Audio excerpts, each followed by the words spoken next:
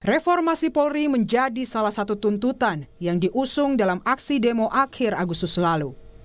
Merespon tuntutan publik, Kapolri telah membentuk tim transformasi Reformasi Polri yang beranggotakan perwira tinggi dan menengah Polri. Di sisi lain, Presiden Prabowo Subianto akan segera mengumumkan Komite Reformasi Polri. Menteri Sekretaris Negara Prasetyo Hadi menyatakan, Komite Reformasi Polri berbeda dengan tim bentukan Kapolri. Prasetyo mengungkap, tim Komite Reformasi Polri yang akan diumumkan Presiden beranggotakan 9 orang. Di antaranya ada nama mantan Menko Polhukam Mahfud MD dan juga beberapa nama mantan Kapolri. Berarti berbeda ya Pak, tim di internal dengan kebentukan di pemerintah nanti? Iya kan semangatnya sebenarnya sama ya, tapi kemudian kan di internal kepolisian juga perlu kita apresiasi, kita membentuk tim reformasi. Mas, kabarnya juga Pak Mahfud udah setuju untuk bergabung. Insya Allah. Insya Allah. Kabarnya dengan Ada. Beberapa nama. Tapi isinya berapa orang sih Mas? Mungkin kurang lebih ya sekitar 9. Mantan Menko Polhukam Mahfud MD bilang telah menerima tawaran untuk bergabung dalam Komite Reformasi Polri yang dibentuk Presiden Prabowo. Nah, disitulah kami diskusi banyak, tetapi yang ingin saya pastikan dari diskusi yang panjang itu, saya hanya menyampaikan konfirmasi satu hal, bahwa saya menyetujui seluruh rencana Pak Prabowo untuk reformasi, dan saya bisa ikut membantu dalam tim reformasi Polri saja. Sebelumnya, Kapolri Jenderal Listio Sigit Prabowo telah mengumumkan pembentukan tim transformasi Reformasi Polri.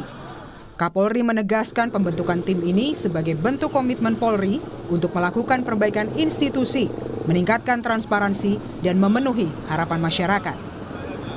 Harapan dibentuknya Komisi Reformasi Kepolisian, tentunya Polri juga mempersiapkan tim internal di dalam untuk kemudian melakukan evaluasi terhadap seluruh program yang sudah kita laksanakan, sehingga kemudian pada saatnya nanti masukan-masukan perbaikan yang diberikan pada kita segera bisa kita tindak.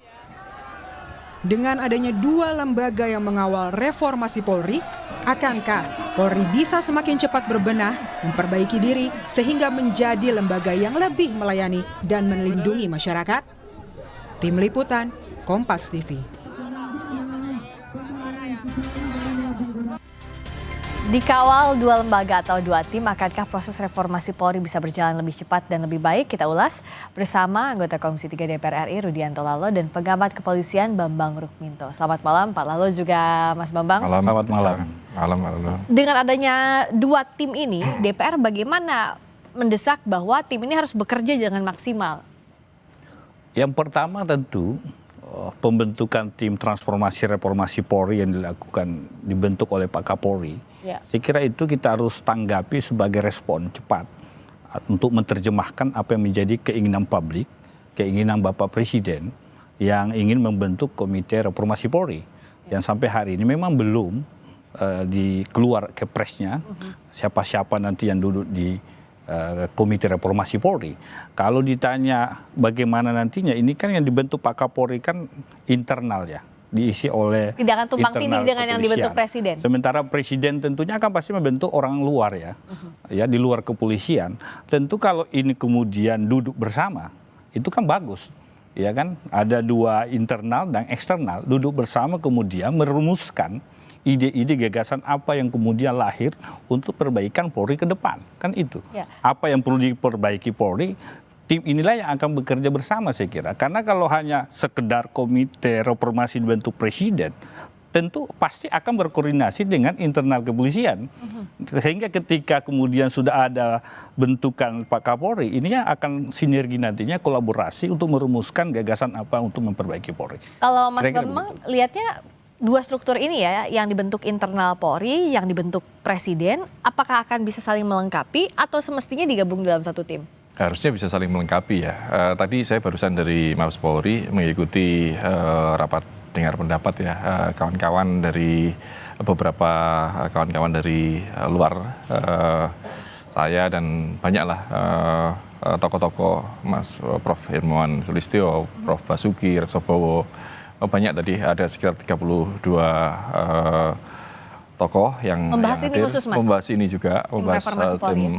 Tadi nomenklaturnya sudah berubah ya. Apa itu? Menjadi tim akselerasi transformasi Polri.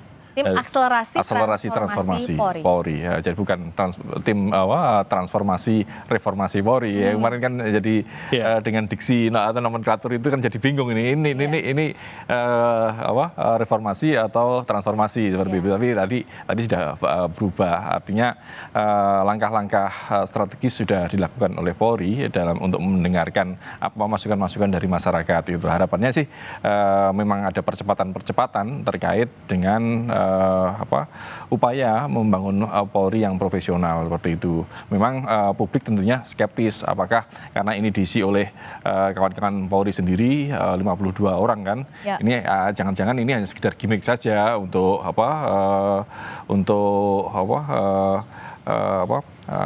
keluar dari desakan publik seperti itu kan, karena selama ini yang terjadi seperti itu. Makanya tadi juga terungkap juga karena ketua timnya adalah Prof. Krisnanda Kalemdikpol.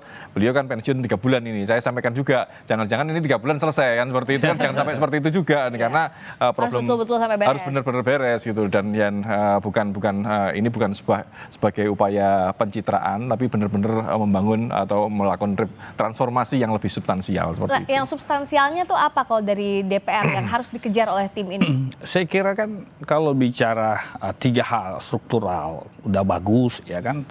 Semua sudah diatur misalkan pada hal penegakan hukum kan, instrumental pun juga begitu, doktrin aturan sudah bagus. Cuma memang yang problem hari ini yang banyak didiskusikan publik hanya kultur ya, ya kultur ya, ini budaya yang terjadi di lingkungan Polri misalkan. Yang dalam dialog sebelumnya juga kita bahas itu ya. Kita bahas itu. Kultural. Nah ini yang harus dibenahi saya kira. Kalau informasi dari Polri sendiri bahwa pengaduan yang banyak datang dari masyarakat itu adalah di kesatuan serse, serse kriminal umum yang banyak aduan masuk di Polri. Berarti kan yang banyak harus dibenahi di situ di kesatuan sersenya. Berarti kan bicara penegakan hukum. Berarti ada celah-celah mungkin. Ya ini juga ke depan kita harus selesaikan hukum acara kita sebagai pedoman hukum material kita, sebagai itu yang menuntun APH dalam menegakkan hukum. Jangan sampai aturan-aturan yang misalkan hari ini KUHAP kita tidak ada kepastiannya soal limitasi waktu kapan penyelidikan, kapan penyidikannya, kapan tersangka berakhir dan sebagainya. Itu kan membuka ruang-ruang celah ya untuk penyalahgunaan kewenangan, penyalahgunaan kekuasaan. Sehingga itu yang dikeluhkan oleh masyarakat kita hari ini. Nah, ini yang menurut saya fokusnya. Karena kalau bicara kepolisian, dari Babin Kamtipmas, ujung tombak Polri di tingkat desa kelurahan, itu sangat respon masyarakat luar biasa, Pak Bambang. Luar biasa. Orang senang polisi yang bertugas di level desa, kelurahan, tapi itu ujung tombak Polri. Itu yang jadi tetapi bila mana di satuan tertentu, ini kan satuan tertentu banyak kesatuan ya. Lalu lintas misalkan, dulu banyak aduan soal lalu lintas, tapi hari ini dengan digital, semua bisa dipantau oleh masyarakat. Nah, tapi serse ini penegakan hukum berarti. Ya penegakan hukum mungkin koreksi ya. Nanti kasus viral baru diusut misalkan, ya kan? No viral, no justice. Itu kan keluhan-keluhan masyarakat hari ini. Dan itulah menurut saya fokus tim reformasi untuk membenahi sektor-sektor yang mana banyak aduan laporan masyarakat. Nah, apakah ini yang tadi dibahas, aduan laporan masyarakat soal penegakan hukum yang jadi prioritas? Benar, salah satu yang dibahas tadi masukan dari kawan-kawan ya terkait dengan penegakan hukum itu. Karena polisi ini kan ujung tombak dari national security system sama criminal justice system kan seperti itu. Artinya dan yang menjadi keluhan-keluhan yang selama ini terjadi memang di penegakan hukum gitu loh. Kasus-kasus kalau no viral no justice dan yang lain-lainnya itu kan seringkali menjadi sorotan masyarakat. Bahkan tadi Pak Wakapolri Komjen Dedi juga menyampaikan secara terbuka terkait dengan assessment yang dilakukan oleh Polri sendiri bahwa ternyata dari sekian jumlah berapa 5.000 lebih dari Polsek, Kapolsek misalnya, terus kemudian Kapolres itu 60% unperformance itu. Kemudian bahkan 80% Dirkrim, saya tadi sempat kurang mendengar ya, SUS atau itu 80% tuh unperformance. Artinya kan ada sesuatu yang problem di kepolisian gitu loh. Memang dan itulah yang harus dibenahi. Nah, dari mana dibenahinya dan apa kritik yang harus segera dijawab, tapi usai jeda di Sapa Indonesia Malam.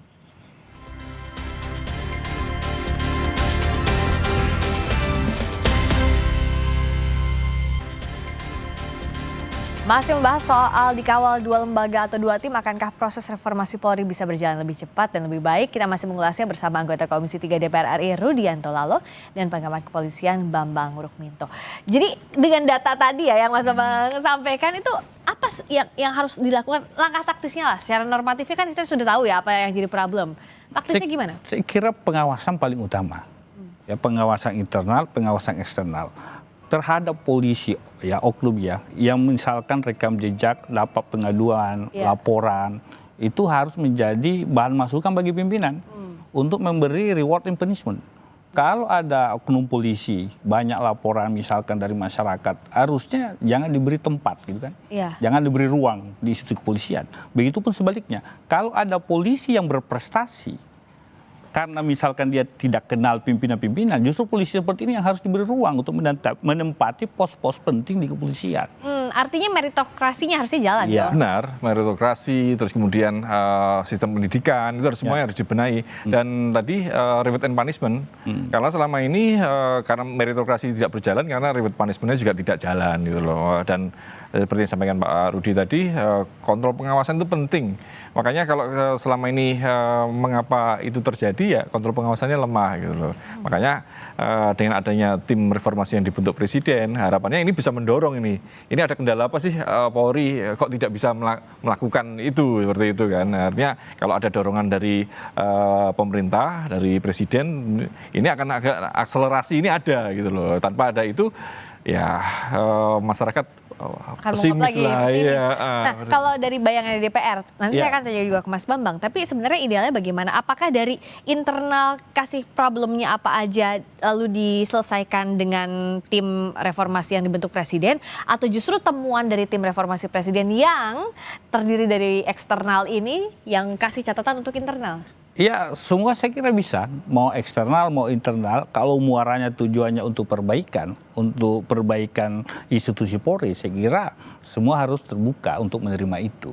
Karena niatnya adalah perbaikan. Kami di Komisi 3 DPR selalu rapat dengar pendapat dengan mitra kepolisian karena adanya aduan masyarakat tentang misalkan proses penegakan hukum yang misalkan tebang pilih, penegakan hukum yang misalkan bermasalah gitu kan. Nah, karena dua masyarakat itu kita sampaikan bahwa betul-betul Polri harus menindak tegas apabila misalkan oknum-oknum melakukan yang melanggar hukum. Jangan ada kesan impunitas, jangan kesan melindungi anggota, supaya betul-betul ada disiplin di situ. Ya, pendisiplinan terhadap anggota yang melanggar misalkan.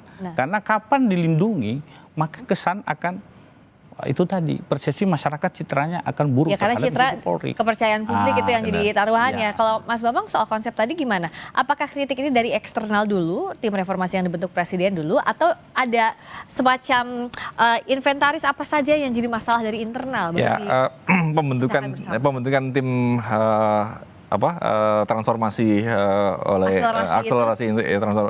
transformasi Polri ini salah satunya untuk menginventarisir problem di kepolisian. Tadi juga sempat dibahas apa problem-problem, apakah ada tekanan-tekanan politik sehingga reward and punishment tidak jalan seperti itu. Itu kan juga perlu, tidak mungkin Polri sendiri untuk menyelesaikannya. Makanya eksternal ini penting sekali untuk mendorong, untuk mendukung perbaikan di Polri gitu, seperti itu. Kalau terakhir dari DPR, apa yang ingin didorong segera dari tim ini? Ya, kami berharap karena ini menjadi keinginan publik, keinginan Bapak Presiden dan Kapolri itu sudah menindaklanjuti. Kita berharap tim akselerasi transformasi Polri ini bergerak cepat, memetakan apa persoalan, apa akar masalahnya, lalu kemudian menindaklanjuti di lapangan. Yang pasti tidak sekedar bentuk-bentuk tim, tetapi actionnya di lapangan itu yang penting. Yang utama adalah, menurut hemat saya, reward and punishment itu harus jalan. polisi yang berprestasi harus diberi tempat dan ruang. Polisi yang melanggar hukum misalkan banyak aduan, banyak laporan, jangan diberi tempat. Nah, kalau itu jalan saya kira polisi akan disegani dan dihormati. Mindset pola pikir harus dirubah bahwa polisi tidak bicara tentang kekuasaan eksklusif, tetapi tentang pelayanan. Kembali yang didudukan dalam konstitusi kita. Tugas polisi melayani, melindungi, mengayomi masyarakat, menjaga, memelihara keamanan dan ketertiban. Ya. Kuncinya itu. Dan jangan sampai jadi omon-omon aja karena momennya sudah ada, jangan sampai lewat begitu Jangan saja. momentumnya jangan seperti ini lewat terus. Ya, baik. Terima kasih Mas Bambang, terima kasih juga Pak Rudianto Lalu sudah hadir.